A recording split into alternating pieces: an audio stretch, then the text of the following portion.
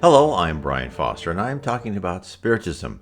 And today we're talking about one of the passages in the New Testament, Luke chapter 19, verses 1 through 10, Christ and Zacchaeus, who was the tax collector. I am giving these vlogs because I want to show people how when you have a knowledge of Spiritism, when you read the New Testament, it's so much more alive and you understand the parables and kind of the subtle message that Jesus was trying to send to us. He couldn't be explicit because, as Spiritism tells us, the spirits and Jesus Christ can only talk to the people on the level of technology and culture and what they are ready to receive. And with Spiritism given to us, codified by Allan Kardec in 1850s, we were able to receive so much more information. They gave us what is the spirit world, what is the physical world, why we are here. So given that knowledge, I want to go through some passages of the New Testament and say what was really meant. So let's start.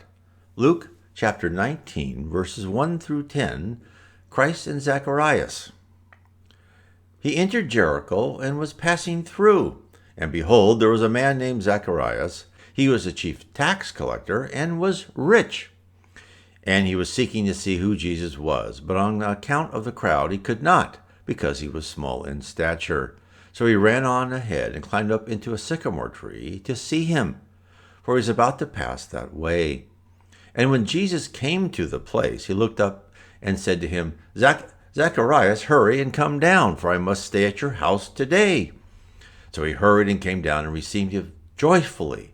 And when they saw it, they all grumbled, He has gone in to be the guest of a man who is a sinner. And Zacchaeus stood and said to the Lord, Behold, Lord, the half of my goods I give to the poor. And if I have defrauded anyone of anything, I restore it fourfold. And Jesus said to him, Today salvation has come to this house, since he is also a son of Abraham. For the Son of Man came to seek and to save the lost. To the consternation of many, Jesus talked to everybody, the poor, the downcast, the Pharisees, and sinners, according to the Jewish cultures of the day. Christ purposely chose Zacchaeus to demonstrate the breadth of how people could live and yet still enter heaven. They did not have to adhere to the Sabbath. They could have money and not have to bribe the priestly class to gain entry to paradise. They could be farmers, fishermen, carpenters, soldiers, rulers, and tax collectors. Zacchaeus knew the general impression of a tax collector during that time. They skimmed what they could and took advantage of every situation possible. Therefore, he quickly told Jesus how he was going to repay any wrongs. Zacchaeus would still be wealthy after he compensated for his errors. He would still be a tax collector who made a decent profit, but he would gain his income honorably by only collecting what was due. Christ used Zacchaeus to illustrate to the world that to be rich is no sin. What is wrong is the method of gaining it and how a wealthy person treats others. Once Zacchaeus identified all of his transgressions and intended to pay for them, he rose in spiritual maturity. He understood that money is not as important as honest service to his fellow men. Therefore, Christ said that salvation had come to the house of Zacchaeus. The rich tax collector had turned a corner. He recognized that the true use of money was to gain it correctly and to use the power of his wealth to treat all ethically. This is still true today.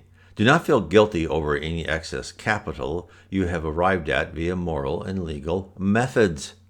Enjoy that second home, that extra car, or luxurious vacation. But do not let money control you.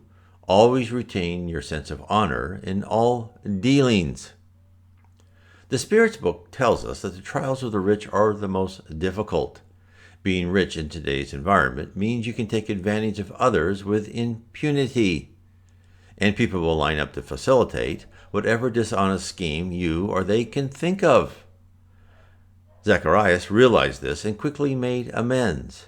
he, by his actions, would enter that narrow door to heaven. You too, by following your conscience and striving to do always the right thing, can enter heaven whether you are rich or poor. Learn more about heaven and what it entails. Read my book, Heaven and Below, Book 1 of Spiritism, The Spirit World as Revealed to an Anglican Vicar. God bless.